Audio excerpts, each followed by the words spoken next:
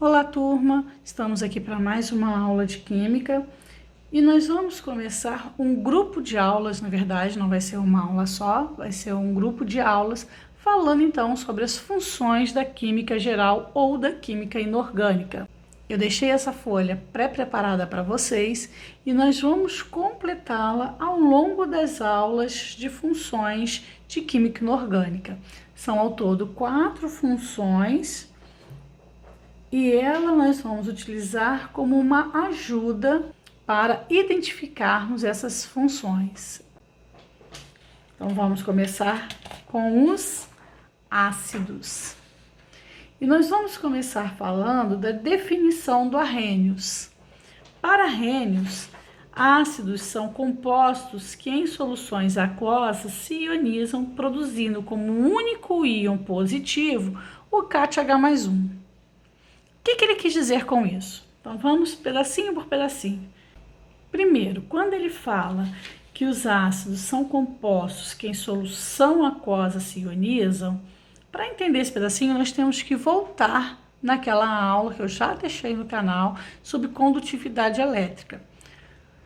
Naquela aula, nós dissemos que nós temos as substâncias não eletrolíticas, ou seja, que não conduzem a corrente elétrica, e nós falamos das soluções eletrolíticas, que são aquelas que conduzem a corrente elétrica.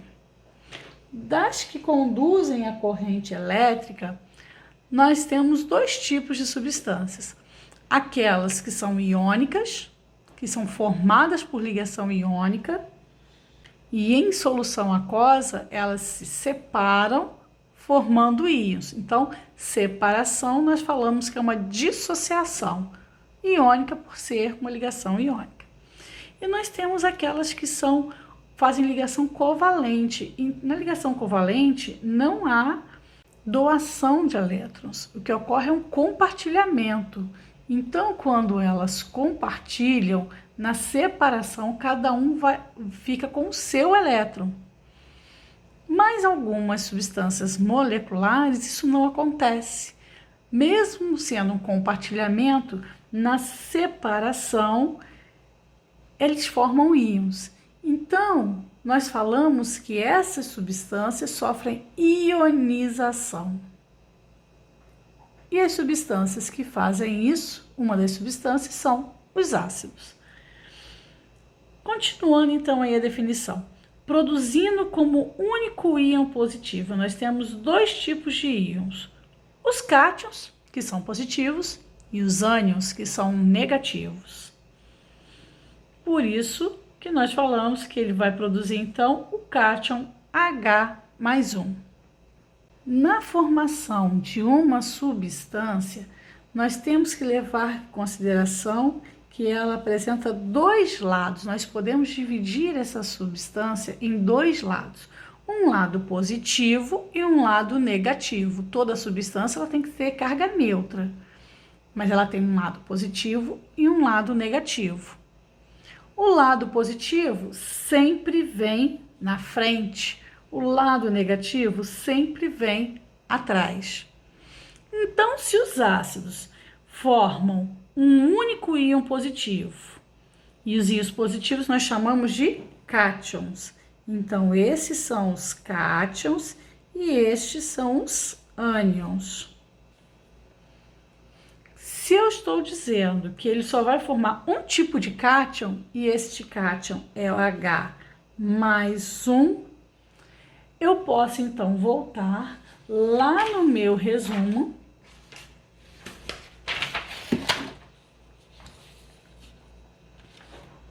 e já reescrever então essa definição de Arrhenius de uma forma mais fácil. Então aqui eu já vou completar o nome dos ácidos e vou completar o meu primeiro resumo. Então, o que o Arrhenius me disse? Que na fórmula, quando estiver na fórmula, uma forma fácil de reconhecer, os ácidos então começam com H.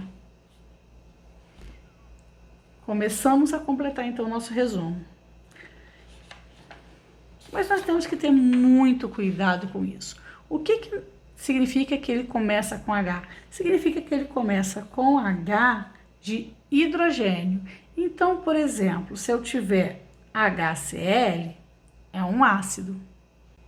Se eu tiver um H2SO4, é um ácido, porque eu estou começando com H.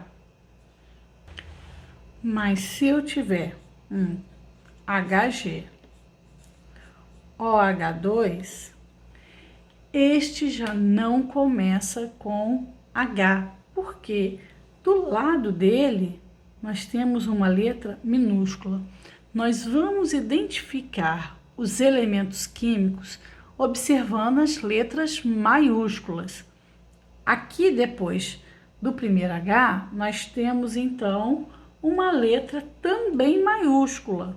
Então significa que este é um elemento e este é outro. Este H é de hidrogênio e este C com L é cloro. No segundo exemplo, nós temos H seguido do número 2. Também é um H de hidrogênio. Mas no terceiro exemplo, nós temos o H seguido de um G minúsculo. Isso significa que eles são um único elemento químico, que no caso é o mercúrio. Neste caso, não começa com H, começa com Hg. Muito cuidado com isso. Então, quando nós definimos que ácidos começam com H, é H de hidrogênio. Do lado dele não pode haver, então, nenhuma letra minúscula. Vamos falar agora, então, das características dos ácidos. A própria definição do Arrhenius já nos diz uma das características.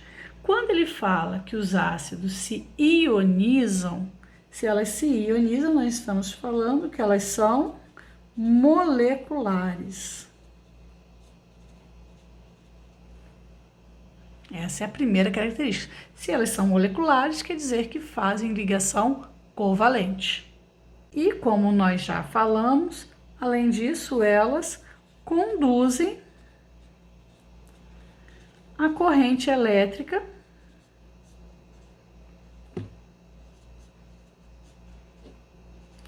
quando em soluções aquosas. Uma outra característica muito fácil de perceber, a gente percebe sempre que chupa um limão, uma laranja, come uma acerola, é que os ácidos são azedos, eles possuem sabor azedo. E a última característica, eu vou falar aqui só para constar, porque eu só vou falar em outra aula, vou especificar essa característica em outra aula, é que os ácidos possuem pH entre 0 e 6,9. Mas eu não vou detalhar essa característica, porque nós ainda vamos falar em outra aula a respeito de pH. Tá certo? Bom, agora nós precisamos entender como nós montamos os ácidos e como a gente faz a nomenclatura desse ácido.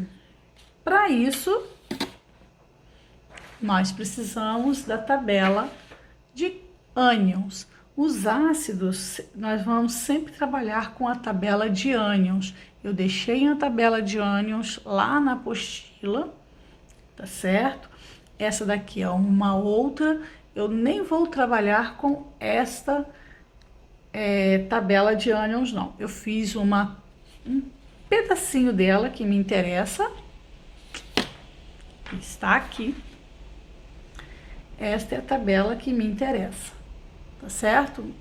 É aquela lá, eu retirei alguns ânions para a gente poder falar de como se monta o ácido e como se dá nome a ele. Mas para que a gente possa fazer isso, nós precisamos decorar uma frase. Eu deixei aqui embaixo uma frase para vocês, e para conseguir falar da nomenclatura dos ácidos, vocês têm que decorar essa frase. Essa frase é uma forma mais fácil de estudar as nomenclaturas dos ácidos. Então a frase é: Mosquito teimoso, te mato, te pico, te meto no vídrico. Montando então esses ácidos.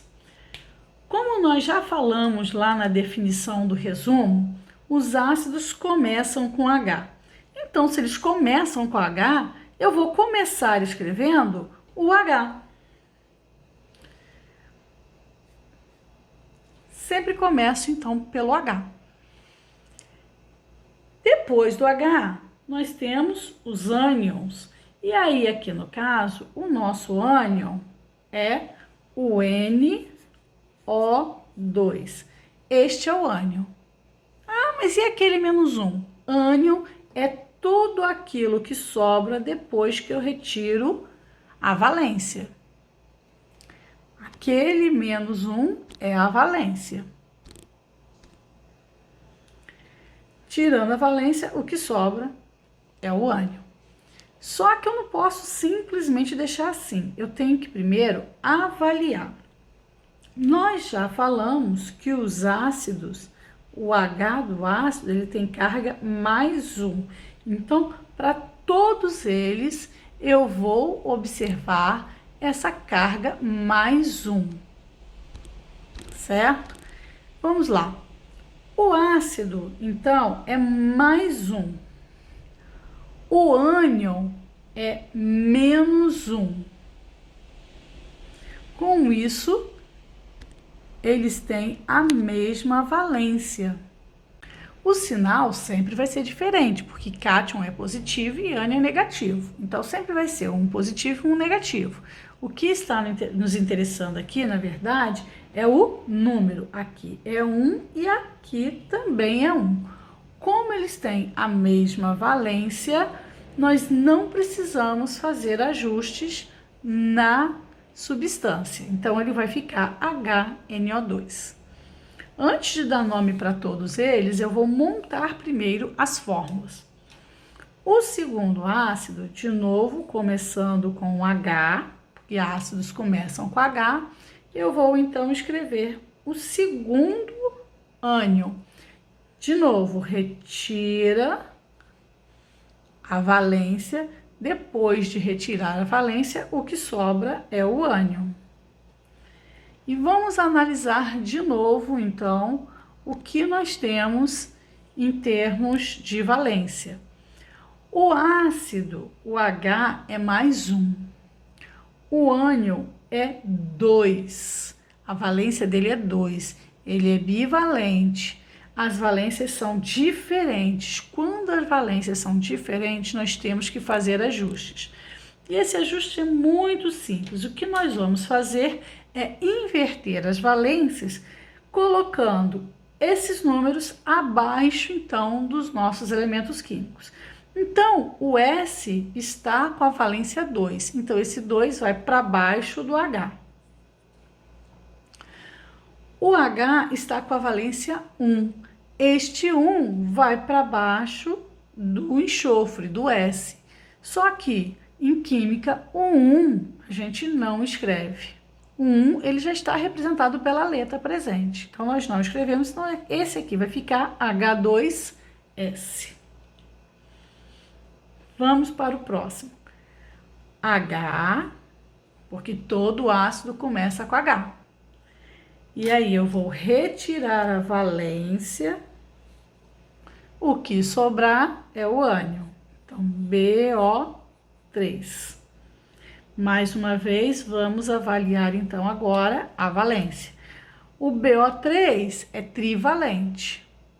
O H é monovalente. Aqui é 1, aqui é 3. É diferente.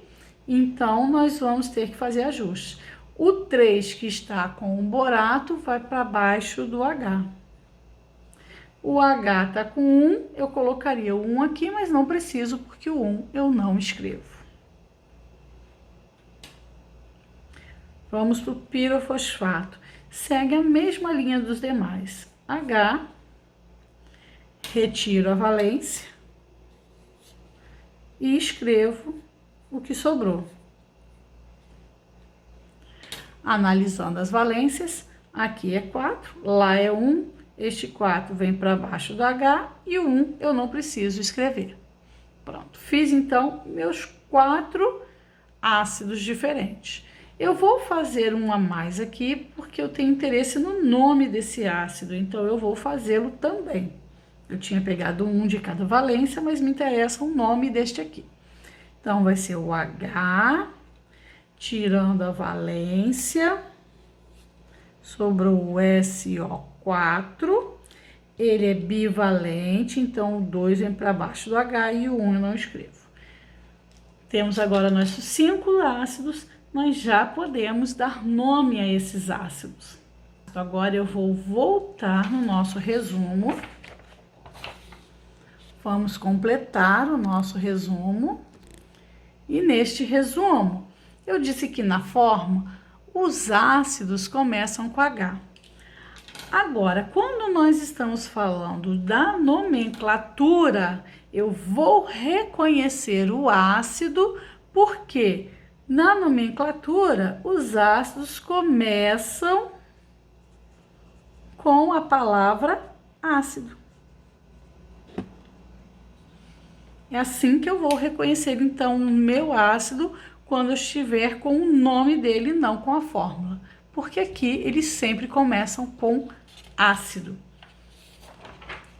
Sendo assim, fica fácil dar nome para eles, né? Então, eu sei que aqui vai começar com ácido. Essa é a nomenclatura, começa com ácido. Mas e o restante do nome? Bom, agora eu vou precisar daquela frase que está aqui embaixo, que eu pedi para vocês decorarem. Então, a frase diz o seguinte: mosquito teimoso, te mato, te pico, te meto no vídrico. Eu vou observar que esta fileira é a fileira do nome do ânion. Esta daqui é a fileira do nome do ácido. Se eu observar este aqui, a terminação dele, o NO2, se chama nitrito. E a terminação dele é ito. Indo na fórmula, toda vez que eu tenho ito, eu vou trocar por oso. Então, é só escrever o nome do ânion sem esse finalzinho. Então, lá tá nitrito, eu vou escrever o nit e parar. E como é que eu continuo? Simples, é só trocar. O ito sai, entra o oso. Então, esse ácido é o ácido nitroso. Vamos para o próximo ácido. De novo, escrevo a palavra ácido e vou lá no nome do ânion. Aqui o S-2 é o sulfeto. Se eu tirar as 3 últimas letras, eto. Então, eu vou escrever aqui tudo, exceto o que eu tirei. E vou lá embaixo na minha frase. Mosquito teimoso, te mato, te pico, te meto no vídrico. Quando eu tenho a terminação eto, eu vou trocar por hídrico. Então, aqui eu só vou escrever o hídrico. Então, o nome desse ácido é ácido sulfídrico. Vamos para o terceiro. Ácido. Vou lá no nome do ânion, retiro as 3 últimas letras e venho na minha frase. Ito, ato, eto. Quando eu tenho ato, ele troca para ico. Então, eu vou escrever todo o nome, tirando as 3 letras, e trocar, então, por ico. Então, esse é o ácido bórico. Esses dois aqui, eles têm uma questão específica. Vou fazer os dois e a gente vai entender porque eles são exceção à regra. Tá certo? Não são só esses dois ácidos, na verdade, são os ácidos que possuem oxigênio, todos dois, os ânions possuem oxigênio, tá certo? E um possui fósforo e o outro possui enxofre. Toda vez que for um oxiácido, ou seja, um ácido que tem oxigênio na sua fórmula e que for formado ou pelo fósforo ou pelo enxofre, eles vão ter um caso especial, tá certo? Então, eu já vou escrever ácido para os dois, para facilitar, porque todos eles começam com a palavra ácido. Vou retirar as 3 últimas letras do nome deles e aí vou trocar. Vou escrever já de uma vez. Aqui é o pirofosf, parei, e o de baixo é o sulf. Parei. Vou para a frase. Eles terminam em ato, todos os dois. Ato eu troco por ico. Então, tá aqui. Ico, ico. Então, teoricamente, ficaria pirofosfíco e sulfíco. Ácido pirofosfíco e ácido sulfíco. Só que isso não acontece.